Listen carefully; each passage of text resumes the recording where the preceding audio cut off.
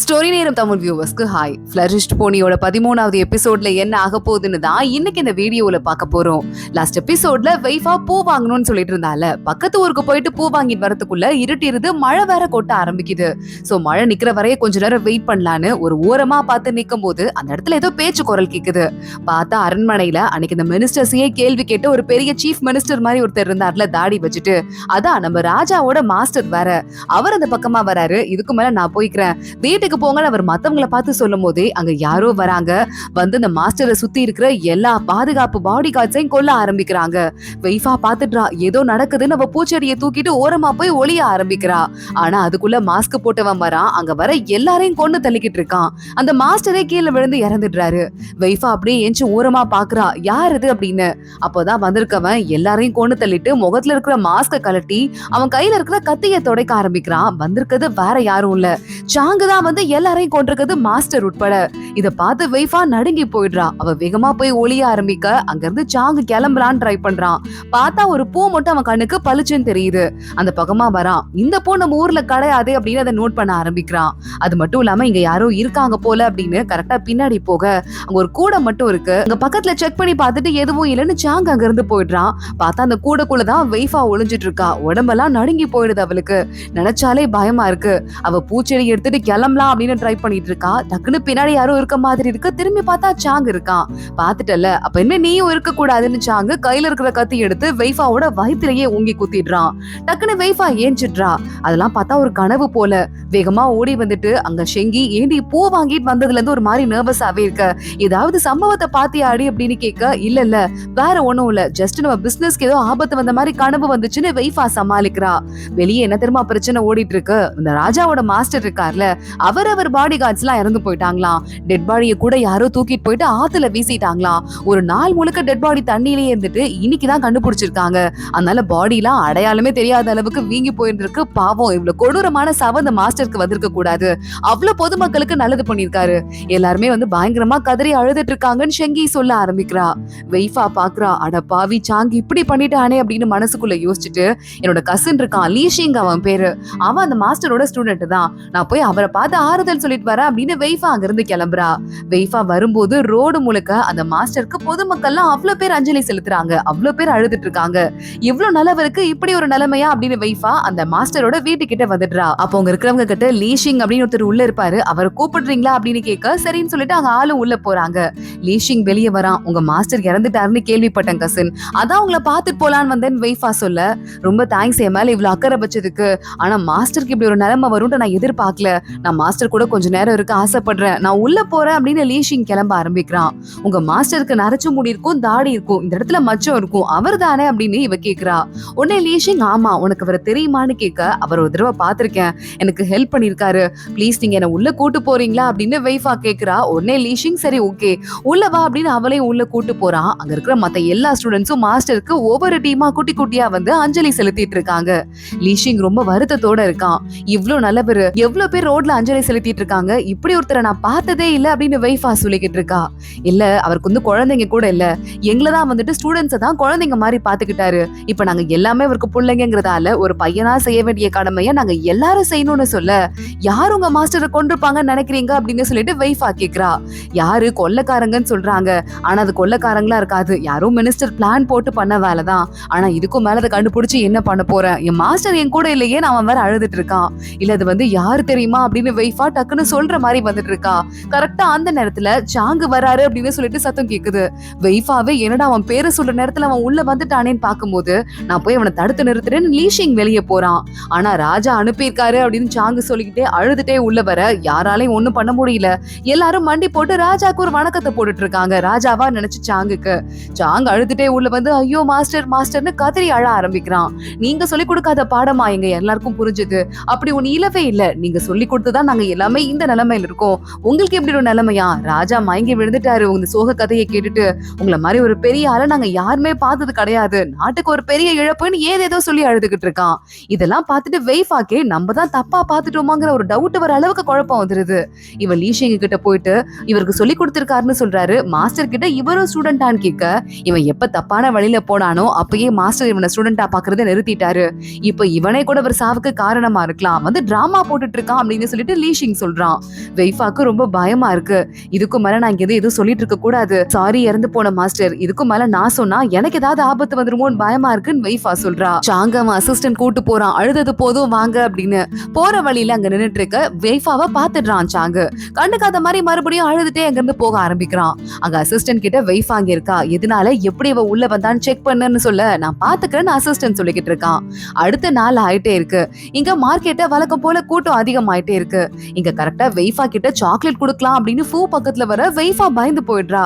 ஏய் ஏண்டி அன்னைக்கு மாஸ்டர் இறந்து போனதுல இருந்து நீ பயந்துட்டே இருக்க, அதுவும் இல்லாம மாஸ்டரை கொல்ல கூட்டத்தெல்லாம் புடிச்சு மரண தண்டனை கொடுத்துட்டாங்க, இதுக்கு மேலேயும் நீ கஷ்டப்பட வேண்டாம் பயப்பட வேண்டாம்னு சொல்ல, உடனே வெய்ஃபா சொல்றா, நம்ம ஒரு கடை ஆரம்பிக்கணும் புரியுதா, அப்பதான் நம்ம அடுத்த பிசினஸ் டெவலப் பண்ண முடியும்னு சொல்ல, சரி ஆரம்பிக்கலாம், ஸ்வீட் சாப்பிடு அப்படின்னு ஃபோ அவளுக்கு கொடுத்துட்டு இருக்கா. பக்கத்துல போகும்போது கடை தேடலாம் அப்படின்னு பாக்கும்போது அந்த பக்கமா சாங்கு நிக்கிறான். சாங்கு பக்கத்துல வரலான்னு பாக்குறதுக்குள்ள வெய்ஃபா பயந்துட்டு ஓடுறா. சாங்கோட அசிஸ்டன்ட் சொல்லிட்டு இருக்கான், வெய்ஃபாக்கு என்ன ஆச்சுன்னு தெரியல, நம்ம வீட்டுக்கு அவங்க காசு கொடுக்கறதுக்கு வரும்போதெல்லாம் நீங்க இல்லாத நேரமா பாத்து வராங்க, அதுவும் முன்ன மாதிரி நம்ம கிட்ட ஜாலியா பேசுறதெல்லாம் கிடையாதுன்னு சொல்ல, சாங்கு மனசுக்குள்ள ஏதோ யோசிக்கிறான். அன்னைக்கு நைட்டு வெய்ஃபா தோட்டத்துல வேலை பார்க்க வரும்போது வீட்டோட ஓடு மேல சாங் ஏறி உட்கார்ந்துட்டு இருக்கான். வெய்ஃபா அமைதியா பார்த்து டக்குன்னு திரும்பி பார்த்து அவளுக்கு ஹார்ட் அட்டாக்கே வர மாதிரி ஆயிடுது. என்ன பண்ணிட்டு இருக்கீங்க இங்க அப்படின்னு வெய்ஃபா கேட்க, என் வீட்டு ஓட்டு மேல நான் ஏறி உட்கார்ந்துருக்கேன், என்னை பார்த்து நீ வர ரொம்ப பயப்படுற மாதிரி இருக்கே, எதையாவது பார்த்து பயந்துட்டியா என்னன்னு கேட்க வெய்ஃபா சமாளிக்கிறா. உங்ககிட்ட போய் சொல்ல முடியுமா, அதெல்லாம் ஒண்ணும் இல்ல, நான் புதுசா ஒரு கடை ஒண்ணு பாத்திருக்கேன், கடையா தனியா ஆரம்பிக்க போறோம், அதனாலதான் கொஞ்சம் டென்ஷனா இருக்கு, சீக்கிரமா அது மட்டும் இல்லாம நீங்க இன்வெஸ்ட் பண்ண காசை நான் உங்களுக்கு கொடுத்துடுறேன், இதுக்கு மேல நாங்களே பிசினஸ் பாத்துக்கிறோம்னு நல்லா சாங்க கட் பண்ணி விடுறதுக்கு ட்ரை பண்றா வெய்ஃபா.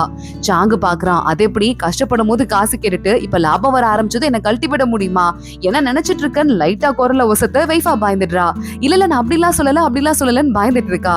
ரொம்ப எனர்ஜி எனக்கு போயிட்டே இருக்கு, லாபம் பார்க்க முடியுமான்னு தெரியல, அதனாலதான் ஒரு சின்ன கோலப்போன்னு வெய்ஃபா சமாளிக்கிறா.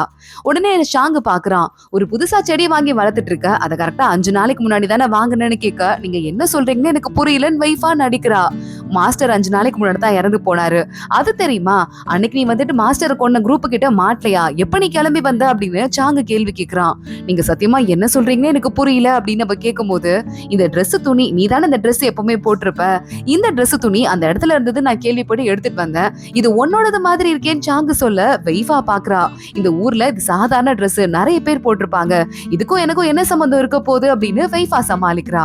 சாங் உடனே இந்த ஊர்ல உனக்கு யாரும் இல்லைன்னு சொன்ன, ஆனா லீஷிங் உன் கசனாமே அப்படின்னு கேட்க, அவர் என் கசன் தான், ஆனா எங்க அம்மா உயிரோட இருக்கும் போதே அவங்க அம்மாக்கும் எங்க அம்மாக்கும் நடுவுல சண்டை வந்துருச்சு, சோ பேசிக்கிறது இல்ல, அதனாலதான் ஒரு கஷ்டம் வந்தப்ப கூட நான் அவர்கிட்ட உதவி கேட்டேன், உங்ககிட்ட தானே ஹெல்ப் கேட்டேன், அந்த அளவுக்கு எங்களுக்குள்ள ஆகாதுன்னு சொல்ல, உடனே சாங்க அப்படியா அப்படின்னு பாத்துட்டு இருக்கான். சரி ஓகே, உனக்கு சொல்றதுக்கு வேற எதுவும் இல்லையா அப்படின்னு கேட்டுட்டு, அந்த லீஷிங் இருக்கானே என்னை பத்தி தப்பா கம்ப்ளைண்ட் தான் எழுத சொல்லி ராஜாக்கு அனுப்பிட்டு இருக்கான், அந்த விஷயம் உனக்கு தெரியுமான்னு கேட்க, அது நான் சொல்லி அவர் எழுதினாரு நினைச்சிட்டு இருக்கீங்களா, எனக்கும் அவருக்கும் சம்மந்தமே இல்ல, இது ப்ராமிஸ், அது மட்டும் இல்லாம இந்த ஊர்ல நான் பொழைக்கிறதுக்காக வந்திருக்கேன், வாழ்றதுக்கு 4 காசு சம்பாதிக்கிறதுக்காக வந்திருக்கேன், எனக்கு அதுதான் வேணும், வேற எதுவும் முக்கியம் கிடையாது, சோ நான் யாருக்கும் எந்த தொந்தரவும் பண்ண மாட்டேன் அப்படின்னு சொல்லிட்டு வெய்ஃபா சொல்ல, சாங்கு பார்த்துட்டு அந்த பயம் இருந்தா போதும், எதையும் மறந்துடாத, அதுவும் இல்லாம என் கையில சில திங்ஸ் எல்லாம் இருக்கு, அதையும் ஞாபகம் வச்சுக்கோன்னு மிரட்டுற மாதிரி சொல்லிட்டு அந்த Dress துணியை எடுத்துட்டு அங்க இருந்து போயிடுறான்.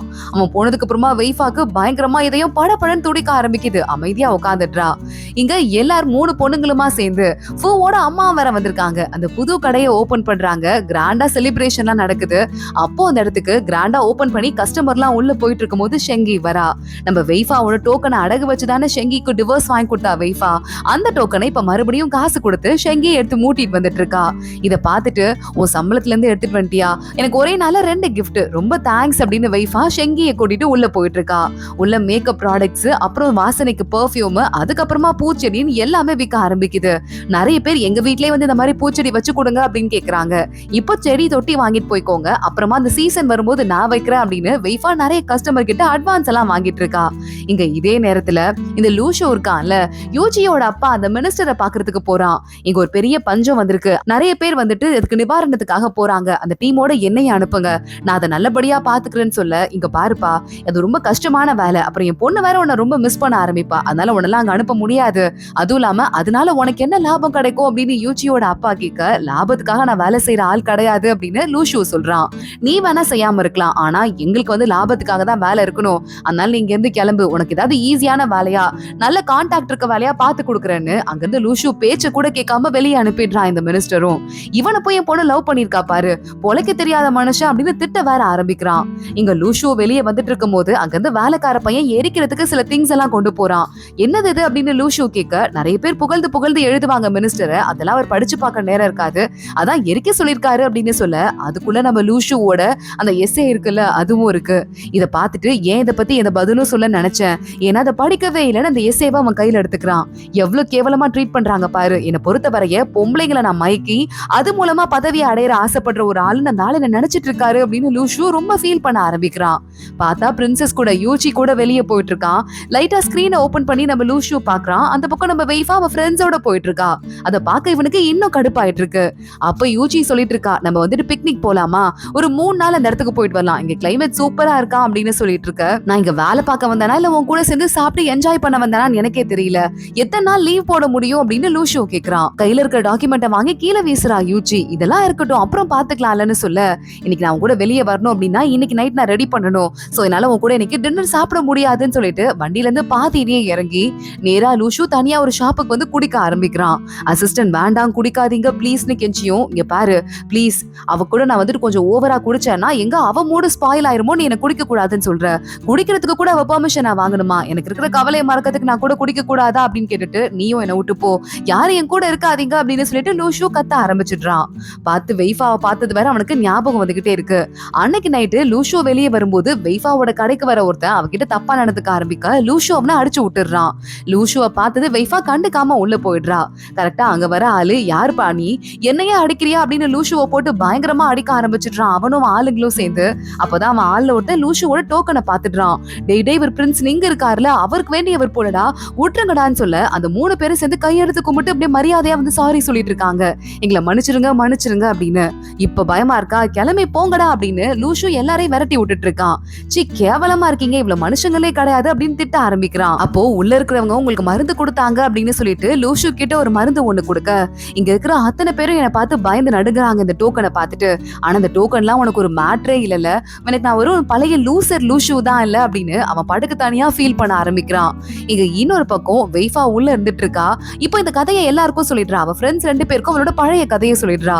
இந்த விஷயம்லாம் எங்களுக்கு தெரியாம போயிடுச்சு அப்படின்னு, ஃபூ நீயும் ஒரு ஹீரோயின் தான், இவ்வளவு பெரிய பிரச்சனையை சமாளிச்சுட்டு வந்திருக்கேன்னு சொல்ல, அப்போ உடனே ஷெங்கி சொல்றா, என் புருஷனை விட உன் புருஷன் எவ்வளவு பரவாயில்ல, இப்ப கூட உன் மேல திரும்பி பாசம் வச்சுட்டு வந்துட்டு இருக்காரு, எனக்கே பொறாமையா இருக்குன்னு சொல்ல, ஒருத்தங்க மேல உண்மையா பாசம் இருந்ததுன்னா அவங்களுக்கு பிடிக்காடி நம்ம விலகி இருப்போம், அவங்கள டார்ச்சர் பண்ண மாட்டோம், இது பேர் பாசம் கிடையாது அப்படின்னு சொல்லிட்டு நீ இதுல பொறாமப்படுறதுக்கு வேற ஒன்னும் இல்ல அப்படின்னு வெய்ஃபா சொல்றா.